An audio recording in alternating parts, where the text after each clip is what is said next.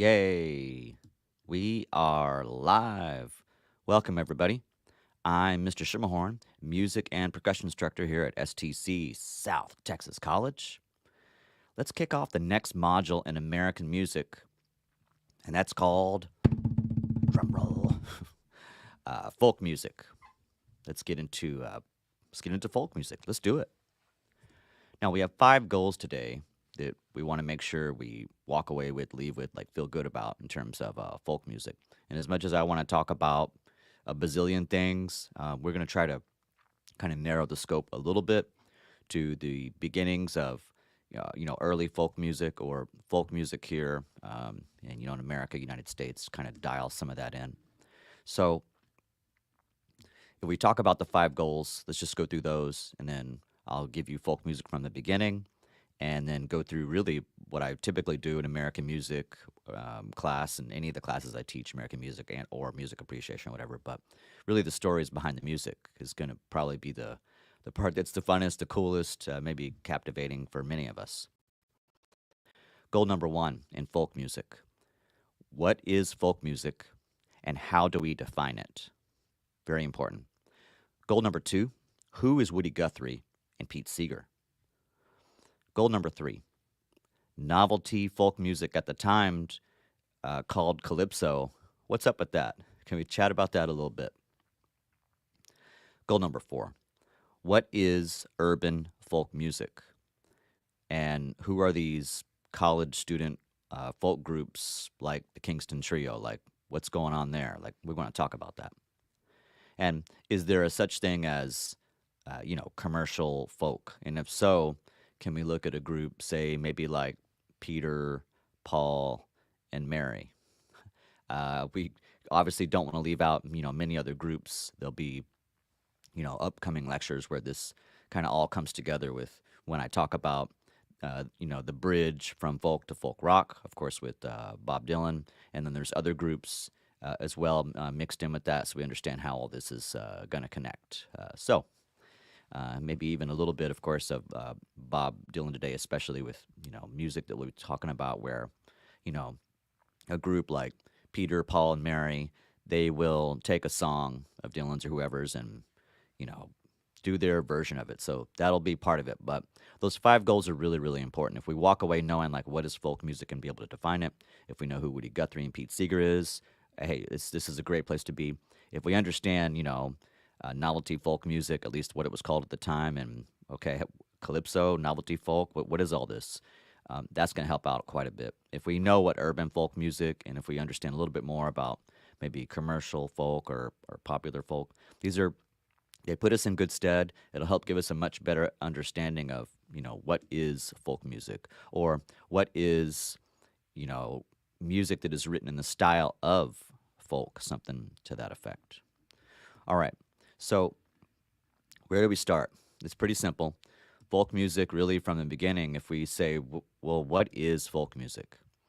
So technically, a true folk song, it's one that has been handed down from generation to generation, the exact origins of which are unknown. It's really that simple, isn't it? Yeah, of course. Now, I'd say, is it possible for someone to compose a true folk song? I don't know. Like, you can, of course, anybody can write a folk song, but I think the biggest thing about folk music is when you try to trace it back, you can't really trace back, the full history of a folk song. You can see kind of it's handed down through, through word of mouth, but I don't know. It is as impossible probably for somebody to compose a true folk song, maybe as I don't know, a carpenter builds an antique. I mean, because when we talk about folk music, when we get to the heart of what folk music is, like, we can trace lineage, yes. We can trace different groups and artists that have sang like straight up folk songs. But when you look at what is folk music, you're going back to, a song that is just basically in the history. It's been handed down. It's been handed down through word of mouth. Different groups have done it. And so when you have someone that actually writes music they're calling it maybe folk music. It's probably more in the style of folk. But let's talk about this a little bit more so we can maybe argue with each other, argue with ourselves, and try to, get a better understanding. Now, folk music of the 1960s, many would say, hey, the folk music in the 60s, that's not true folk music. But folk music in the 60s was more maybe composed in the style of traditional folk music. And so maybe there's something to that, but let's keep going so we can say, okay, well, if folk music in the 1960s wasn't true folk music, you know, I've already talked about true folk music is, it's we don't really know who wrote the song. It just goes through history, handed down, and word of mouth, ear, rote taught, rote teaching, rote learning, these kind of things. So what's the model?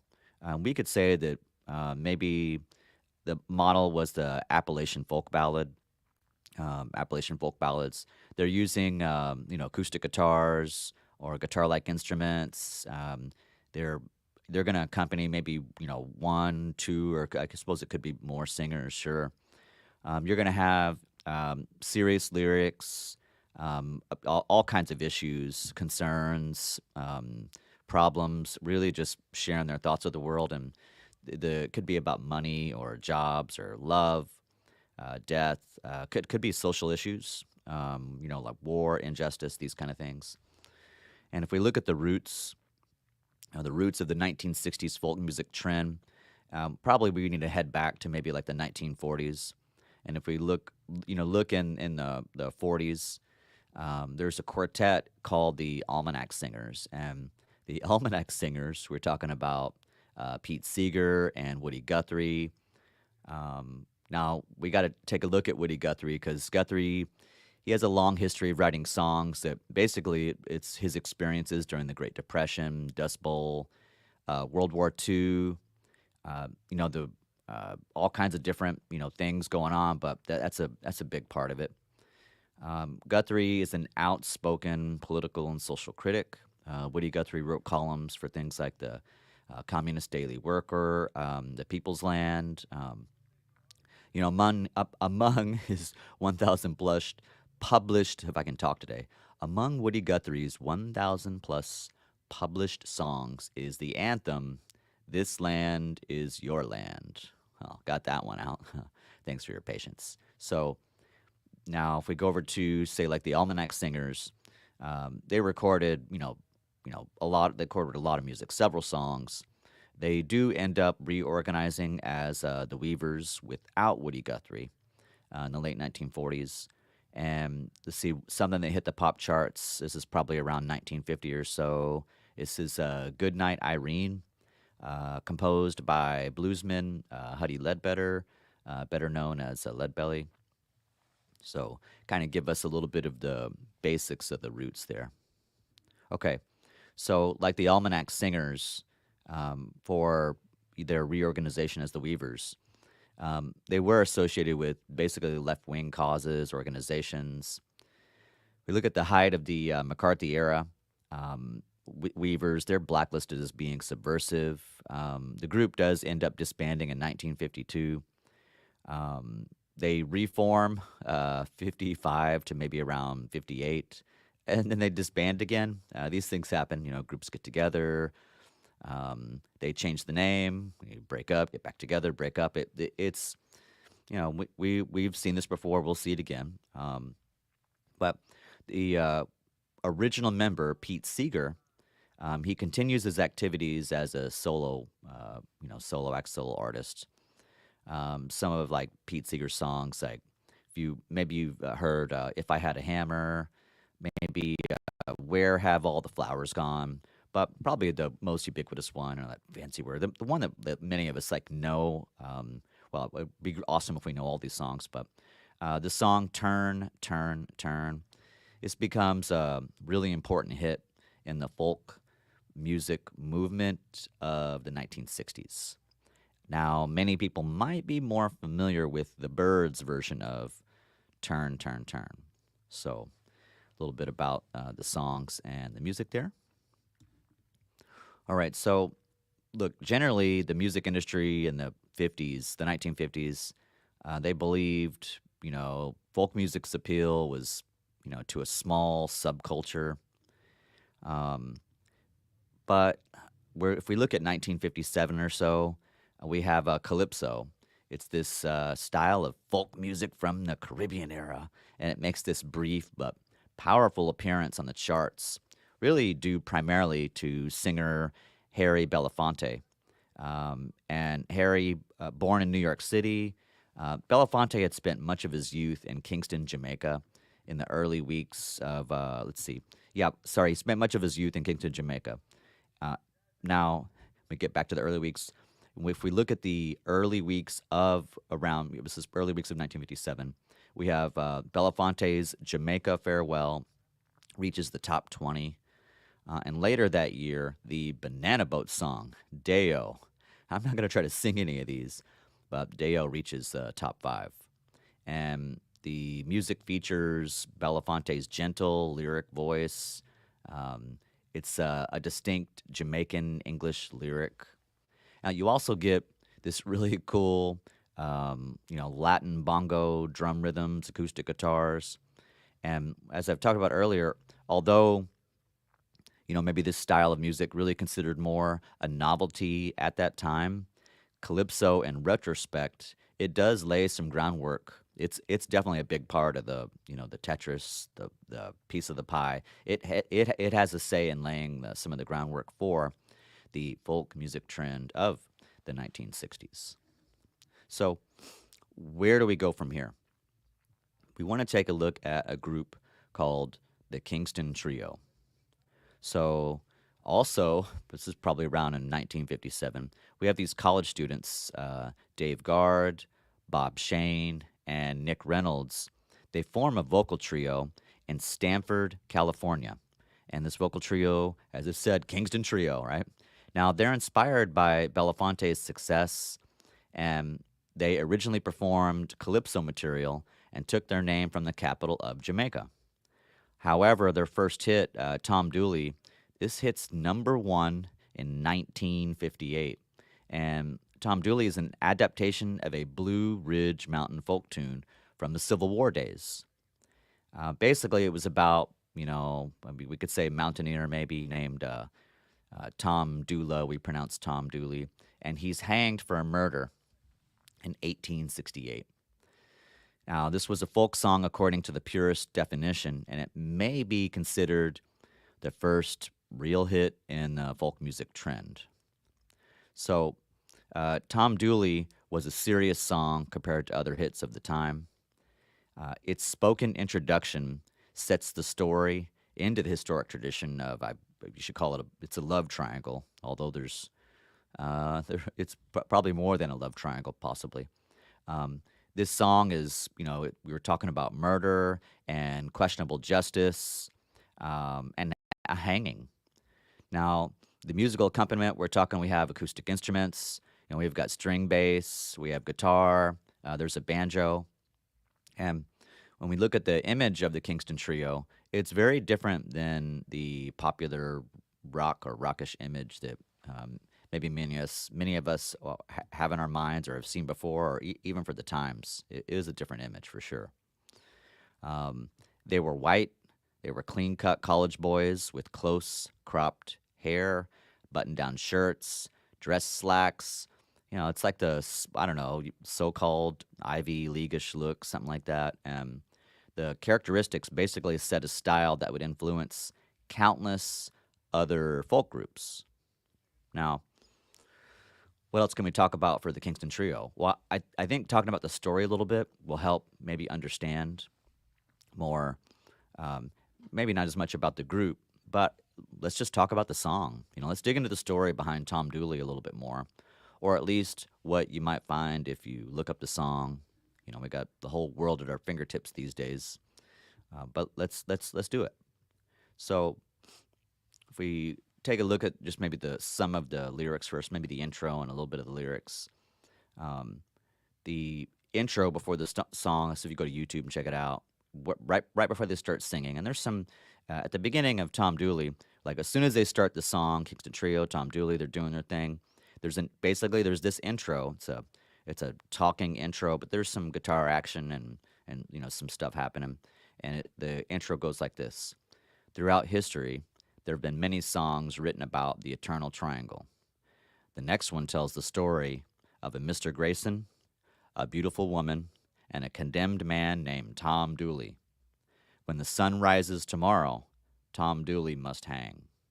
And then the song starts, hang down your head, Tom Dooley. Hang down your head and cry. Hang down your head, Tom Dooley.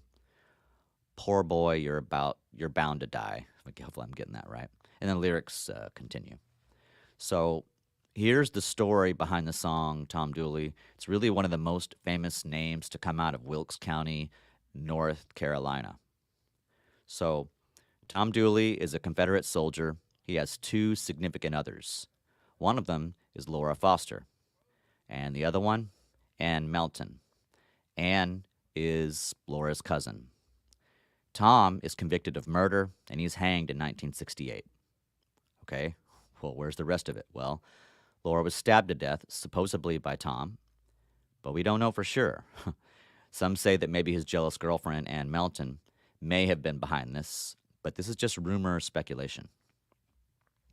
Now, we'll interject that you're going to find a lot of information on this that maybe will argue with me or whatever. So I'll share some of those things as I keep going through the story. So if we keep going with, well, did Ann do it? Like, what's going on here? The thing is, Ann was married, and her and Tom are having an affair. And supposedly before he left the war, and then again when he returned, they continued. But basically, I don't know if you want to, ladies' man, multiple girlfriends, but Tom was, seeing, other. He had someone he's about to get married to, This is what makes it like, what's going on here? In one of the history reports, it talks about how, on the day that, supposedly on the day that maybe, Tom and Laura, maybe they were going to get married or yeah, something. There's lots of stories about this, but there's so much stories, and variations. It is tough in this one to figure out. Okay, what's the real story? The fact of the matter is, Tom did have multiple girlfriends, and yeah, probably Tom was going to get married to Laura, and was on the day that Laura died. Like, was that her wedding day? Maybe. Did Tom already propose? Possibly. Did Tom have multiple girlfriends and was about to get married? Yeah, and this is where all the kind of the weirdness and confusion comes in for sure. So, we know Laura was stabbed to death. We know that that's factual. We don't know for 100% for sure who did it. Now, if you go to the internet and you go to YouTube, there are accounts that talk about, that before, Anne passed away, that on her, the typical deathbed confession of like, I really did it. So maybe, I mean, it's, is that for real? Is it true? I mean, maybe, So we want to know about someone else that's mentioned in the song. It's like, well, who's Grayson? Like, what's up with that? I think that gets left out a lot. So, a man named Grayson mentioned in the song. It's Grayson's pretty pivotal in Tom Dooley's downfall, and sometimes Grayson gets characterized as like a romantic rival of Tom Dooley's. Maybe he's, maybe he's a sheriff, police officer, something like that. He captures him, presides over his hanging. There's some variations for sure. Now, some variant lyrics of the song do portray Grayson in that light, and the spoken introduction to the Kingston Trio version pretty much does the same.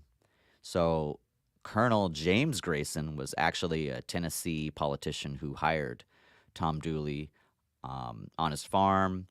This is when the young man fled North Carolina under suspicion, and he was using a false name. Grayson did help, North Carolinians, if I'm saying that right, capture Tom Dooley, and was involved in returning him to North Carolina, but otherwise played no role in the case. So basically, I'm trying to share as much accounts as possible with the least amount of confusing variations, I hope. Now, things come tumbling down with someone named Pauline Foster. Okay, Pauline Foster. Yep, you know where I'm going. Another one of Tom Dooley's girlfriends.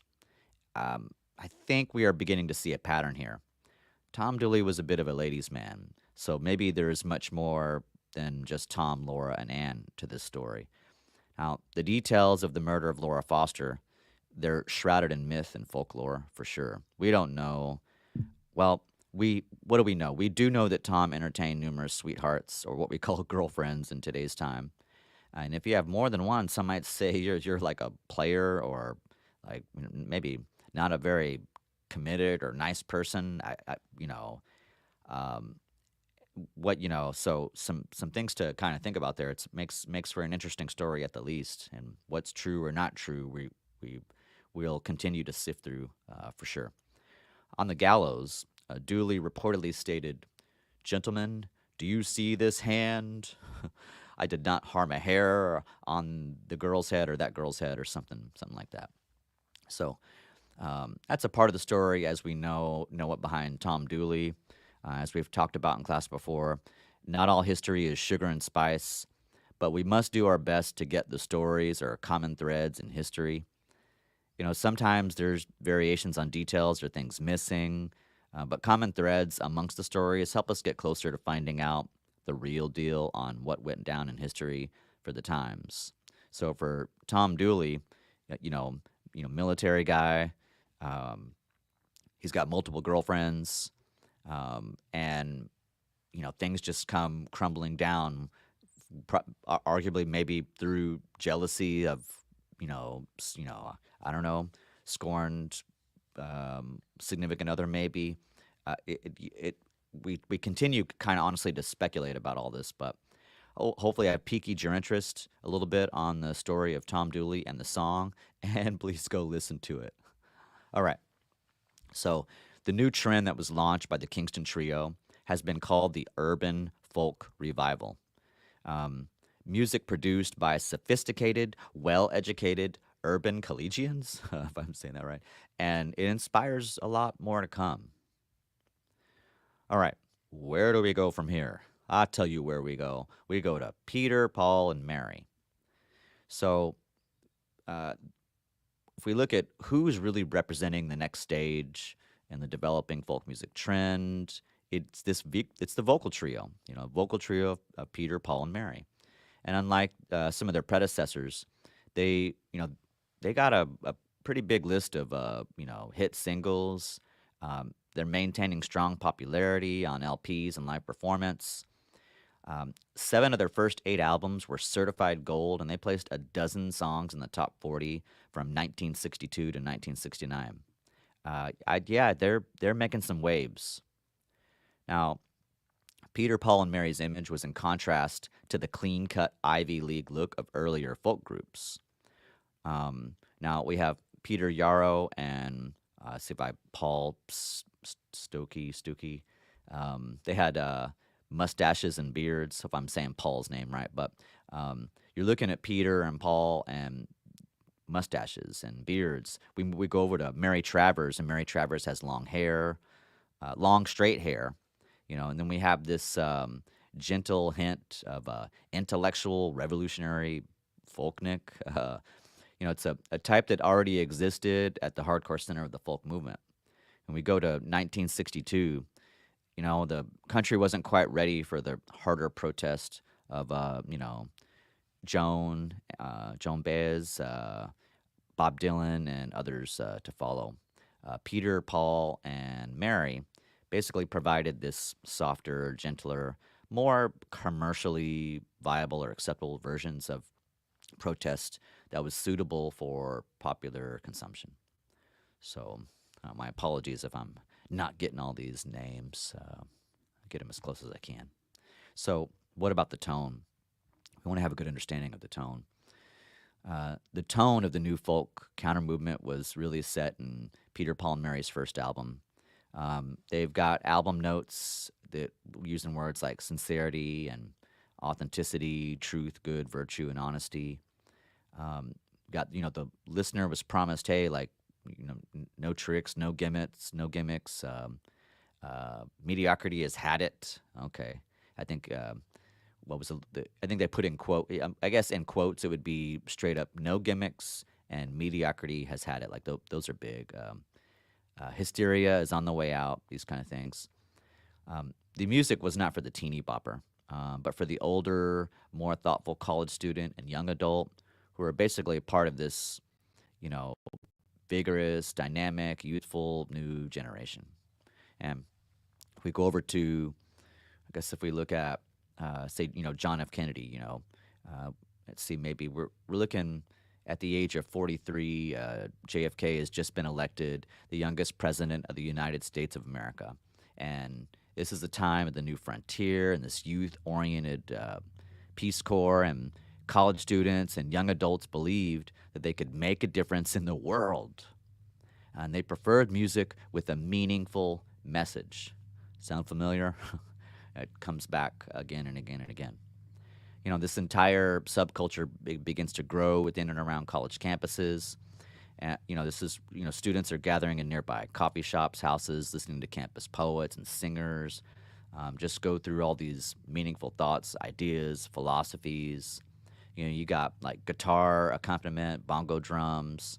This wasn't like music to move around and dance to. It's like thoughtful music, like thinking music, ruminative music. So these socially aware young people, they did more than listen passively to messages of new music. They organized. They were active in social issues of all kinds, talking about getting involved in issues with racism and peace, to like tackling issues with fraternity like hazing. Fraternity hazing, a big issue. Freshman dormitory hours. We're talking things that were organized, like sit-ins organized, walk-ins organized, lay-ins, marches, freedom bus rides. We go over to Peter, Paul, and Mary's second single, first top 10 hit, maybe If I Had a Hammer, co-authored in the late 1940s by Pete Seeger and Lee Hayes. It spoke of a striking blow for justice, freedom, and love between the brothers and the sisters all over this land. In this case, they weren't singing of romantic love, but basically a higher order of love that ideally should exist between all people. Now, their follow-up hit, Puff the Magic Dragon, 1963. This really spoke wistfully, I'd say, of like lost pleasures and innocence of childhood. Okay, so what's up? What is the story? Well, let's talk about the story behind Puff the Magic Dragon. So the lyrics for Puff the Magic Dragon are based on a 1959 poem by Leonard Lipton. Then a 19-year-old Cornell University student, Lipton was inspired by an Ogden Nash poem titled Custard the Dragon, about a little pet dragon. The lyrics tell a story of the ageless dragon Puff and his playmate, Jackie Paper. Jackie's a little boy, grows up, loses interest in the imaginary adventures of childhood, and leaves Puff to be with himself. The story of the song really takes place by the sea in a fictional land of Honolulu. Now, Lipton was friends with Yarrow's housemate when they were all students at Cornell, and he used Yarrow's typewriter to get the poem out of his head. He then forgot about it until years later when a friend called and told him that Yarrow was looking for him to give him credit for the lyrics. Now, on making contact, Yarrow did give Lipton half the songwriting credit, and he still gets royalties from the song. In an update, or I'd say in an effort for, gender neutrality, Yarrow, now sings the line, a dragon lives forever, but not so little boys, as a dragon lives forever, but not so girls and boys. Now, the original poem also had a stanza that was not incorporated into the song. In it, Puff found another child and played with him after returning. So neither Yarrow nor Lipton remembers the verse in any detail, and the paper that was left in Yarrow's typewriter in 1958 has since been lost. But I hope that illuminates, the story or things on Puff the Magic Dragon. All right. If we take a look a little bit later in 1963, we get two cover versions of songs written by Bob Dylan. We got Blowing in the Wind and Don't Think Twice, It's All Right. I see Blowing in the Wind, I think probably number 2, Don't Think Twice, It's All Right, number 9. Uh, Basically, Peter, Paul, and Mary you have this polished style. They're more acceptable to the wider mass audience than the rawer Dylan originals, at least for the time. And as much as any other song of 1963, really, Blowing in the Wind, it expresses the sentiments of the folk-oriented youth culture. So, um, how many times must the cannonball fly before they're forever banned? How many years must some people exist before they're allowed to be free? Some lines from the song. Now, let me pause for just a moment. So I know you're listening today, and I've got folk music on the screen, and I'm not going through all the slides. But let me come over here to the slides. I have been talking for quite a long time, but if I let me move it a little bit. Um,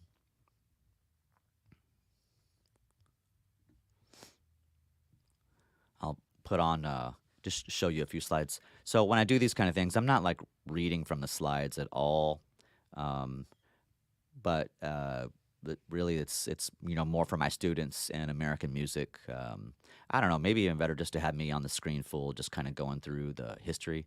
But there's the beginning slide. So I'll just kind of move it as I keep going through here. All right, so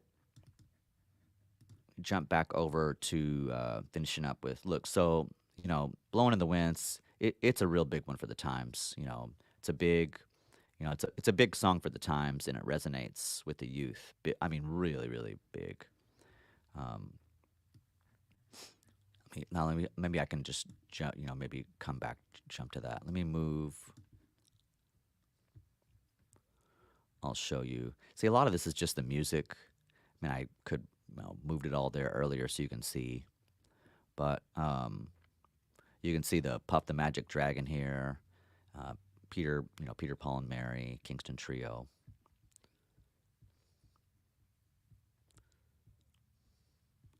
Yeah, I'm gonna come back up.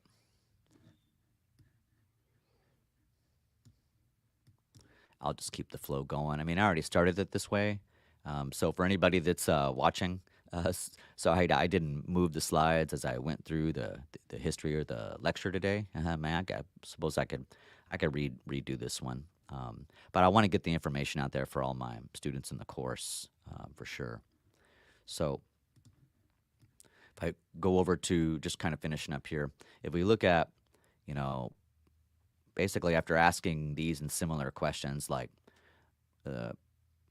Blowing in the Wind and these types of songs, like really the songs suggest optimistically that the answers are blowing in the wind. In other words, like youth knew the questions and the attitudes of the youth revolution, and they spread these thoughts and attitudes to others. Now, the Kennedy administration, they really connected. I think there's something with the JFK Kennedy administration connection to the youth culture, and I mean we're talking like a really young president, and while there's some dark history, that's gonna go down with John F. Kennedy, and that's certainly a sad one.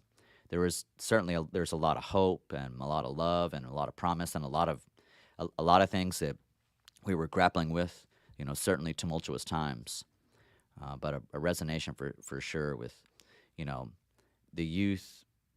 I think maybe for Kennedy, the administration and people at the time is like, man, like the youth could really change the world. You could say that in a lot of different times for sure.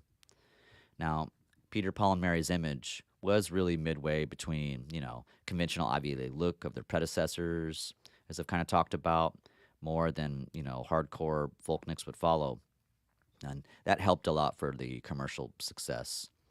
If we look at there's an important link in the evolution of, say, like, folk music. I'd say with folk music of the 1960s, we're trying to figure out, like, how does all that link? What's the evolution? We probably do have to go way even before 1940, but you can trace a lot of this to really the 40s and the 50s, and then when things really like go just folk music just gets really like all these different kinds of cool, amazing, different sub sets of folk music in the 60s. It gets really popular. So um, yeah, the link, really the link and evolution of folk music. We've got to pay homage, tribute to 40s and 50s, and that there's lots of artists and particular groups that helped us get to that point, and there'll be more in the line of inspiration that'll continue. Now, if you look at let's see, like a song "Leaving on a Jet Plane." Um, "Leaving on a Jet Plane" does become, probably, I want to say probably Peter, Paul, and Mary's only number one hit. I think "Blown in the Wind" was probably a it's a number two. I don't think that one hit number one, but this one this one hit number one. So if you're looking at, okay, like hit songs and the stuff they're doing, um, there's it's a lot of songs in there, but we're talking that, "If I Had a Hammer" was in there, "Blowing in the Wind" is in there, "Leaving on a Jet Plane" is in there. Yeah, like, lots of songs. So, all right, we want to lead into really the story here. Like, what's the story behind the "Leaving on a Jet Plane"? Um, I'll move us down a little bit. How about I just come on down? I'm going to move the PowerPoint down. Sorry, I skipped a lot of that.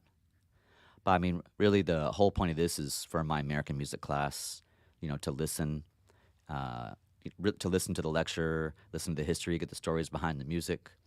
Um, and you could do that with the PowerPoint scrolling, or really just listen to me, drone on and on or whatever. I mean, just listen to Professor Ron go through the history of folk music, and I mean, you can scroll through the PowerPoint on your own if you like. But as I said earlier, yeah, sure, I can make another one of these, later on, another version where I'm going through, just scrolling through the PowerPoint as I do it. But I wanted to get this out to my students right away. This is the new lecture on folk. So, at any rate, this is for students in the course American music.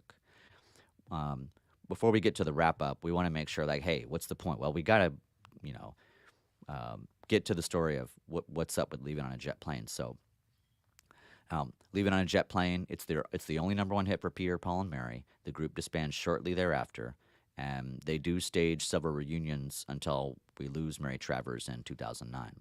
So John Denver writes "Leaving on a Jet Plane" in 1966. Okay, just gonna check your tab real quick. Okay, cool.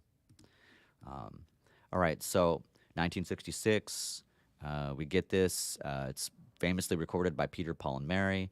Original title of the song was "Babe, Hate to Go," as featured on his 1966 studio album, John Denver Sings. But Denver's then producer, Milt Okun, convinced him to change the title. And Peter, Paul, and Mary recorded the song for their 1967 studio album. Um, uh, and it goes, it hits. Um, Now, it turned out that, Peter, Paul, and Mary's biggest and final hit, really they're only number one on the Billboard Hot 100 chart in the United States. This song spent 3 weeks on the easy listening chart. It was used in commercials for, like, let's see, maybe United Airlines, 60s, 70s. Song also topped the charts in Canada, reached number 2 in the UK singles chart, and Irish singles chart in February of probably around 1970, I believe. Wow, that's a lot, right? 1969, John Denver recorded a version of the song for his debut solo album, Rhymes and Reasons, re-recorded it in 1973 for John Denver's Greatest Hits. His version was featured in the end credits of The Guard. So, a little bit about "Leaving on a Jet Plane." Cool. I talk about that story, and it's like, man, like, when you get to these stories behind the music, we feel like, man, we want more of that. I feel like I want more of that, and probably you feel like you want more of the stories. less vocabulary words, more stories about like how the bands got together or how like the stories behind the song, stories behind the music. I'm with you on that. So um, let's get to the basic, really kind of wrapping up here on musical characteristics of folk music, and then I'll summarize, really the big four things we want to keep in mind. First, generally speaking, musical characteristics of folk music, it is different than mainstream rock and rockabilly styles of the 1950s. You don't have like this shouting style. There's none of the shouting style of R&B and mainstream rock. Vocalists are, well, the history books say that vocalists sang, perfectly on pitch and with good vocal control. But on that one, I think the pushback on, you know, um, folk singers singing perfectly on pitch with good vocal control, when you hear like the artists talk about that, they're like that actually wasn't their main intent. So I think history books are saying that, and a lot of different books about how they did that. But when you're listening to artists, I mean, goodness, you could sing a little out of tune. It really, in any time and day, things can be fixed in post production in a studio. Notes can be fixed, phrases can be fixed, timing can be fixed. So, you know, was it a concern for, like, say, Woody Guthrie, Pete Seeger, Peter, Paul, and Mary? Was it a concern for Bob Dylan? Was it a concern for any of these artists to, I got to be perfectly on pitch and perfect vocal control? Actually, for the artists themselves, that was the least of their concerns. Their concern was always the message. So as much as the history books are saying, like, folk music is on pitch and great vocal control, well, maybe they did eventually get some pretty darn good vocal control and some good pitch. They weren't aiming for that. Us history people are, saying that, and we probably you can lean on that maybe more in the folk rock era, possibly. But if you look at just the purest, uh, like folk music or music in the style of folk, they weren't worried about perfect pitches and actual vocal control. So this is an argument I think that I kind of have, and many do. Listen to any of these different artists. Bob Dylan raw, Pete Seeger raw, Woody Guthrie raw, Peter, Paul, and Mary raw. Not studio. Listen to the concerts. Like, are they perfect? No. Were they focused on like having like amazing pitch and awesome vocal control? They, some kind of pitch, sure. Yes, they did pitch it to scales, and yes, they were great, awesome musicians. But while I'm ranting and on, I think that their focus was the message. The message was the focus, and so they might sing the song in different scales, or they might get off pitch a little bit, but the message was always there. So yeah, I think I just kind of argue with the history a little bit on that. But I think it does come from raw, straight up folk versus maybe more produced folk, that kind of thing. And of course, folk rock produced, where this argument of pitch and control comes from. But did folk artists could they sing well on pitch? Did they have good vocal control? Yes, of course. Yeah. Listen Mary Travers, and she was amazing. How you listen to things that Woody Guthrie would sing. Yeah, awesome. So it's something you could kind of think about a little bit. Now, as I've spent way too much time on that already, let me go on to like soloists. Sometimes soloists would avoid vibrato. Sometimes vibrato is that wiggle and pitch that classical and pop singers cultivate. So sometimes they would avoid it. Just depended. I guess the style. If we look at like the style, we got melodic lines similar to those of country and western and pop styles in folk. And there's contours and normal to wide ranges, traditional symmetrical forms. As hopefully I've not confused you at all. Basically, the characteristics of folk are it's mostly about the message, and you are trying to sing. You are focusing on some good pitch and good vocal control. Probably not perfect, maybe, unless it's produced. Lyrics are super clear. Lyrics are very intently focused. Could be, there may or may not be vibrato. And you might have duos, trios, or quartets. No rules on that one. And any melodic line is, pretty much fair game, anything they wanted to do. Your folk song harmonies were simple, diatonic, all notes fell in an established key.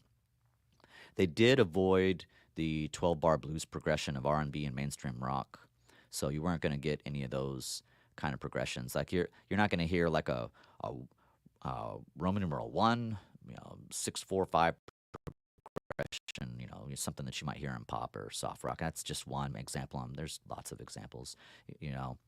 Um, if we look at, songs basically originated as a lyric with a melody. Lyrics, melody, like the message, the lyrics come first. Harmonies being the result of just adding stuff to accompany the melody. You got ballads where the rhythm was felt but not super emphasized in folk music. And in faster folk tunes, rhythm was provided by the strum guitar or banjo. If you had a string bass present, maybe they reinforced the basic beat. There was none of the forceful rhythm or backbeat of R&B, mainstream rock, or rockabilly. So I'm going to move over. I can leave it right there because I didn't put summary slides in here. All right. Okay, so the summary. We're almost there, almost at the end.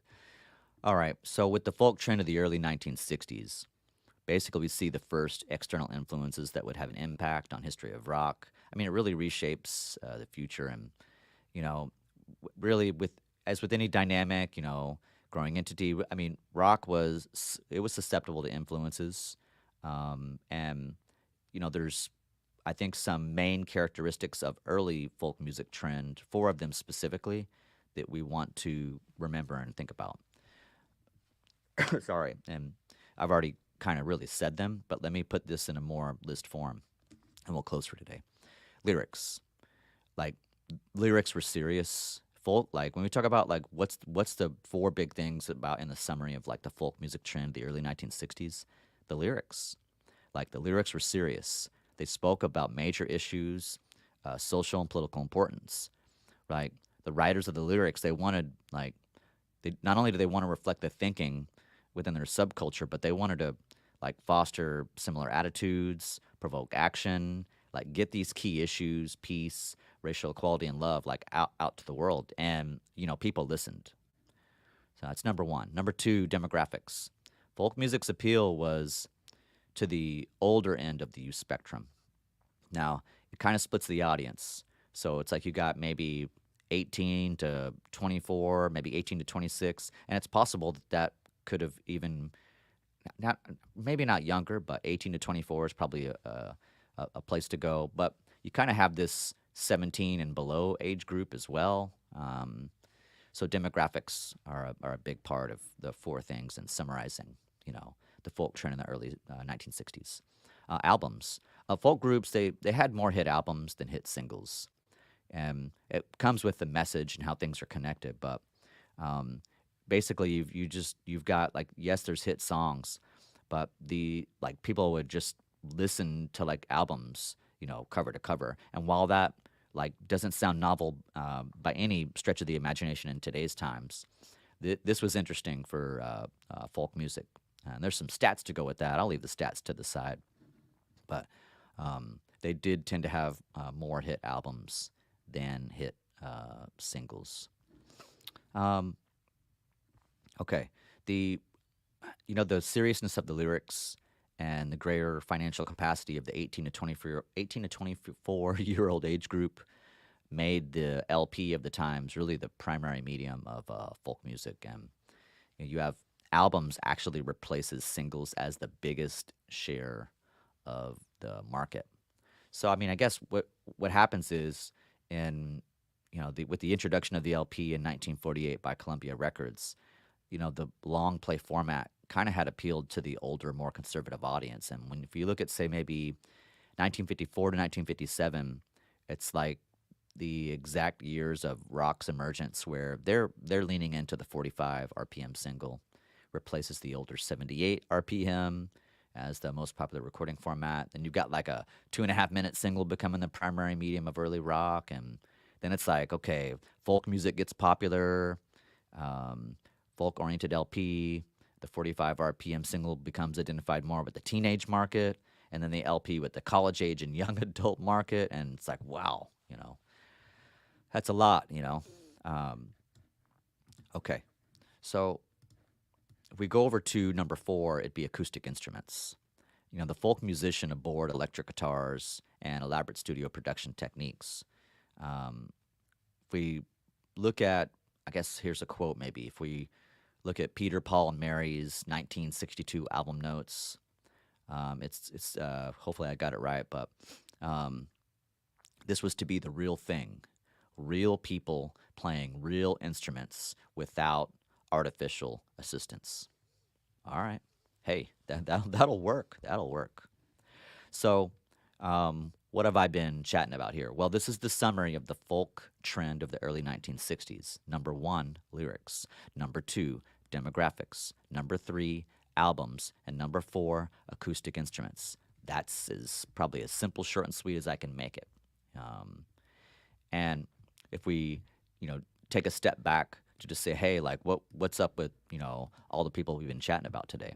Well, I talked about how, look, folk music, it's handed down by ear, generation and generation. We don't know the composer or the time. If it's true folk music, we don't know any of that. If it's written in the style of folk, then we do know who wrote it. But if it's straight up folk music, it's handed down, taught by rote, taught by ear. So let's make sure we remember that. I think that's pretty darn important. Acoustic instruments, important. Lyrics, real life, money, jobs, love, death, war, and injustice. Today we've talked about who is Woody Guthrie and what's his story, and listen to This Land Is Your Land. Very important. Talked about almanac singers, Woody Guthrie, of course, Pete Seeger, the reorganization of the Weavers. Check out some of the songs mentioned, in the lecture here, the live stream, or when the other video version comes out. Cool. Just look at some of this music, which I'm not playing here. Pete Seeger, I didn't talk about his, full life story, but certainly you could search it up a little bit and dig in more to who Pete Seeger is. I focus more today on Pete Seeger's music. I just want to get his name, want to get him, get my students to know, okay, who is Pete Seeger? Who is Woody Guthrie? What are some of the songs they've done? What are some of the groups that they've done? And there's a little more history to the guys to check out. I think it'd be really fun for all my students to check out Pete Seeger's Turn, Turn, Turn, Pete Seeger and Judy Collins' Turn, Turn, Turn, and the Byrds' Turn, Turn, Turn. Check that out and see what you think, You might be surprised. You might actually think it's kind of cool. You might like it. I mean, I hope so, but at the least, for the course, dig into those songs. Questions forthcoming. All right. Folk music from the Caribbean. Sometimes this gets lost in translation. So when I talked about this earlier, you got to know who Harry Belafonte is. Know about the song, Deo, and pay attention to the bongo drums and acoustic guitars and novelty, calypso. It impacts folk music just as much as probably anything else. I didn't talk about Jamaica Farewell, more about the Banana Boat song Deo, but something to check out. And I spent a good bit of time today earlier in the stream talking about Kingston Trio. Really dig into Kingston Trio and trying to understand the urban folk trend with the college groups starting, with the way they're dressed and their kind of music, and the story of Tom Dooley. Peter, Paul, and Mary, well, I guess we spent some time talking about that too, this subculture kind of thing, counterculture, subculture, taking songs like Blowing in the Wind by Bob Dylan, and their version gets, more popular than Dylan's, at least at the time, as Peter, Paul, and Mary were more commercially viable than the raw Bob Dylan. So keep that all in the front of our minds. The story behind Puff the Magic Dragon, Leaving on a Jet Plane, all like stuff we want to remember and keep in mind. So that's kind of the quick recap of the scrolling ending live stream summary. But hey, look, I hope you learned some things about, folk music. What we talked about today, like, folk music or music written in the style of folk. We're getting very close to, the folk, the bridge from folk to folk rock. So I hope it was fun. Hope you learned something. I think that's gonna do it for today. Scrolling through my notes just to kind of discount, double check. Yeah, that's As I always say, that's a wrap for today. What else can I add? Hey, look, stay tuned for my next lecture where we get to have a talk about Bob Dylan, the bridge from folk music to folk rock music. And on that note, I'm Professor Ron. Enjoy the music, enjoy your life. More importantly, enjoy your life, enjoy the music. I'll see you guys in the next one. Bye. If I can wave in the camera.